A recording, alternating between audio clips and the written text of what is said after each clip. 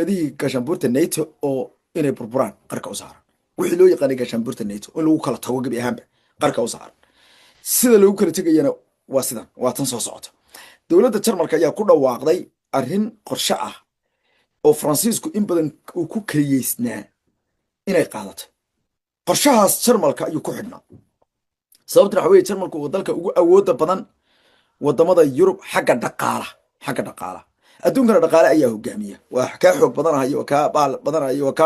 waa kaa dad badnahayo waxba ma sheegto lasoo ogaayo goroyahaad bay noqotay soo maahayn soomaalidu tiraa la ogaayo goroyahaad bay noqotay sidaa daraaddeed dhaqaaluhu waa furaha mar walba siyaasadda waxay dadku haddii wadanka musuqmaasuqa laga ilaaliyo dhaqaalaha dadkaaga haddaad dhaqaale gaadhsiiso wadankaagu inay dadkaagu isku filaadaan ama dad badan oo dhaqaalayahan ay kuu soo baxaan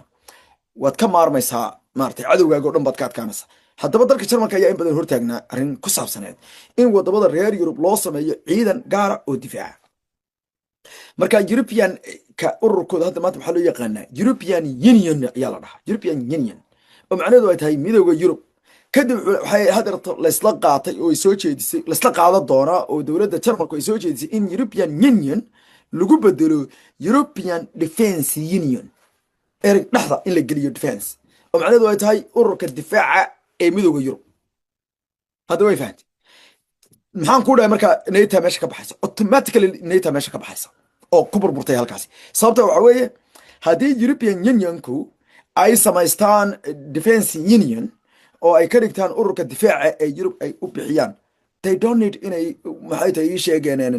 ay wadamada kale iyo turki iyo waxa yiraahdo u baahan this is waxa weeye marka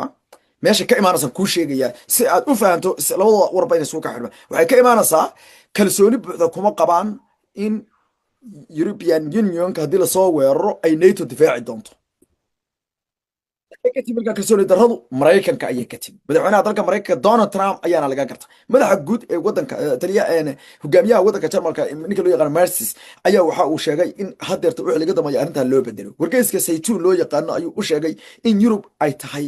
waajib eragaas oo isticmaala waa masti ayuu yiri in ay gebi ahaanba la sameeyo Euro Atlantic relationska loo bedelo ayuu yiri European Union samarkan wuxuu sheegay sida Shiinaha looga hortagayo iyo Ruushka in aan lagu tiirsanaa karin dowladda Mareykanka wuxuu yiri kuma tiirsan we can no longer ayuu rely on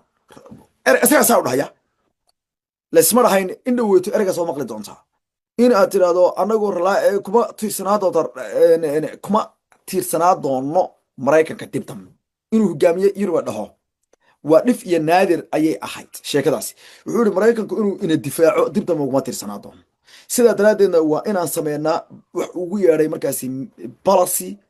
and military and defense shift ayuu waa inaan isbedel dhinaca siyaasadda iyo dhinaca difaaca bajaladna aan filip gareynaa oo aanu isrognaa ayuu taasoo aan ku dhisno midowga Ruushkana inagama celi doonaan eventually wuxuu yiri inagama celi doonaan Shiinaha sida daradeedna waa inaan u diyaar garownaa ayuu yiri Yurub waa inay iyadu lafeeda ku jawaabtaa waana muhiim ayuu yiri in gabi ahaanba lagu sameeyo wuxuu ugu yeeray transforming this European Union ayuu yiri into European ayuu wuxuu ugu yeeray European Defense Union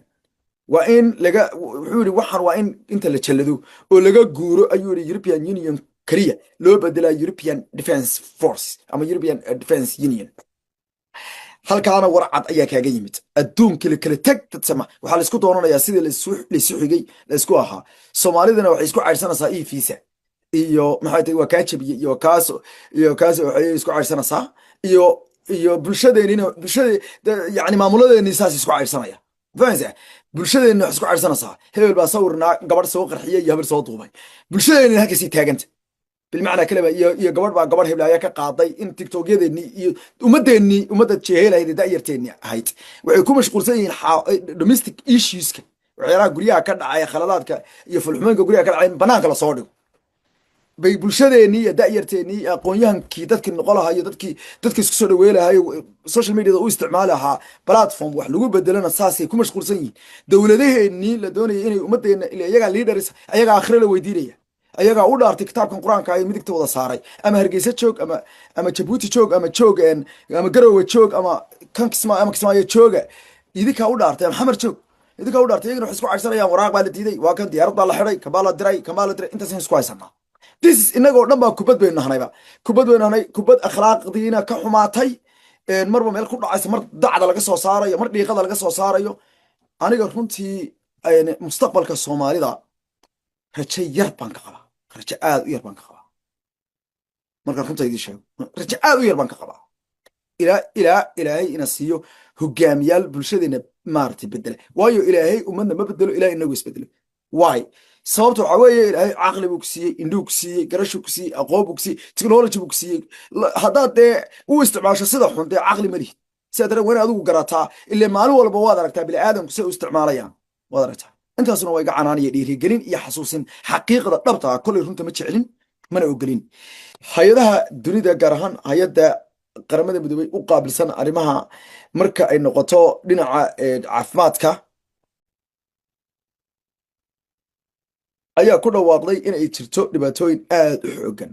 hay-adaha caruurta, hay-adaha kale qaramada midoobey ayaa waxay saadaaliyeen in ay soo wajahday dunida khatar caafimaad tii ugu weyneed oo dhici karta kadib markii uu dhacay. ayay yidhahdeen waxaa loo yaqaano neglecting ama dayacaadii ugu weyneed ee bini'aadamku isdayaco, ayagoo eedda oo dhan dhusha ka saaray waddanka maraykanka iyo dalalka reer Yurub.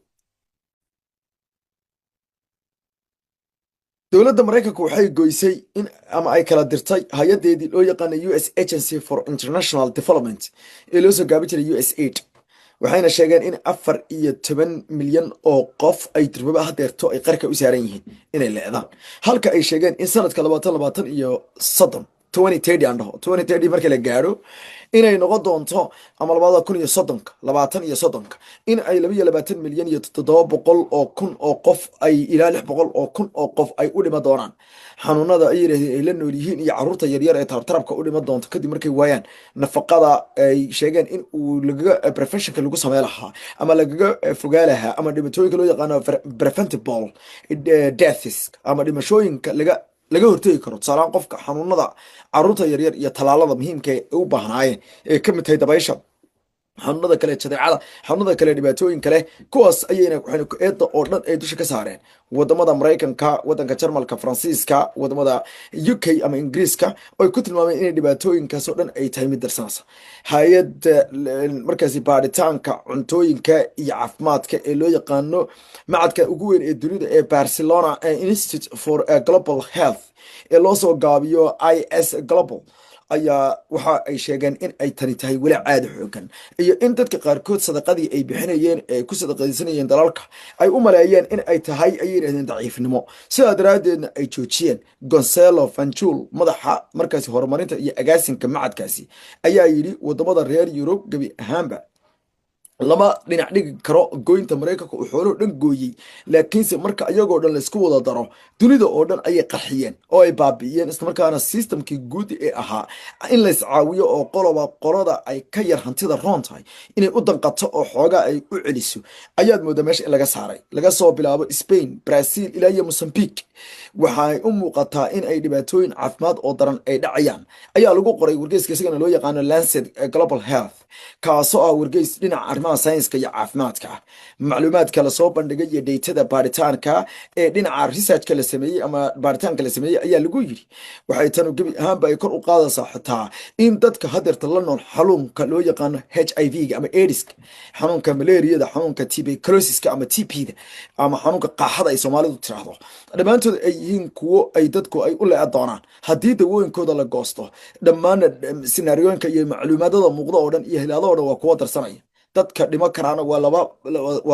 ilaa iyo 23 milyan oo ruux oo laga hortegi karo ayay yiraahdeen, kuwaasoo intooda badan ay caruur ay noqon doonaan, gaar ahaan kuwa 5 sanadood ka yar. waxay ku tilmaantay inay taas tahay hay-addu naxariis darro. waxay ugu yeedhay wadamada reer galbeedka oo madaxweyne Trump uu ku jiro inay joojiyaan goynta lacagta dibna u soo daayaan dhaqaalaha USAID. hay-adaha oo dhanna la soo meel mariyo 35 bilyan oo dollar oo Maraykanku u goostay iyo ku tilmaantay inay xun tahay. xogayaha arrimaha dibadda dalka Maraykanka Marco Rubio ayaa sheegay in ay gebi ahaanba lacagtani aysan ahayn mid u qareenta ama u adeegta danaha dalka Maraykanka, sidaa daraaddeedna ay tahay in la gooyo. isagoo aqalka Koongareeska ka hadlayay Rubio ayuu wuxuu gebi ahaanba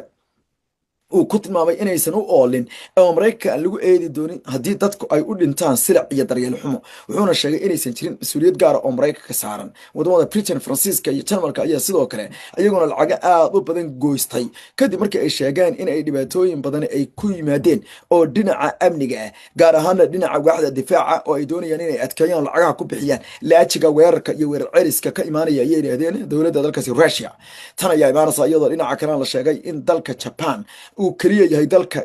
deeq-bixiyaha ah ama gargaarayaasha inta badan bini'aadanka kale ee hadeerto dhaqaalaha siiya ee kaliya aan goosan 100% isagu wuxuu bixi jiray ama waxba aan ka yareenin taasoo lagu tilmaamay inuu ammaan gaara ku helay laakiin professor Fanjul wuxuu sheegay in ay tani aysan hayn wax la qaadan karo gaar ahaan waxa uu sheegay in xanuunada faafa sida xanuunka HIV AIDS oo kale haddii ay gibi ahaanba dowladuhu ay diidaan in ay dawada bixiyaan in iyagana soo gaari doonto oo uu faafi doono wuxuu yiri adduunka oo dhan wuu isku wada xiran sidaa daraadeed xanuunkan dawada hadeerta loo qaataa waa dawo ka hortagta xanuunku inuu faafo yacni xanuunka dawadiisa marka qofka uu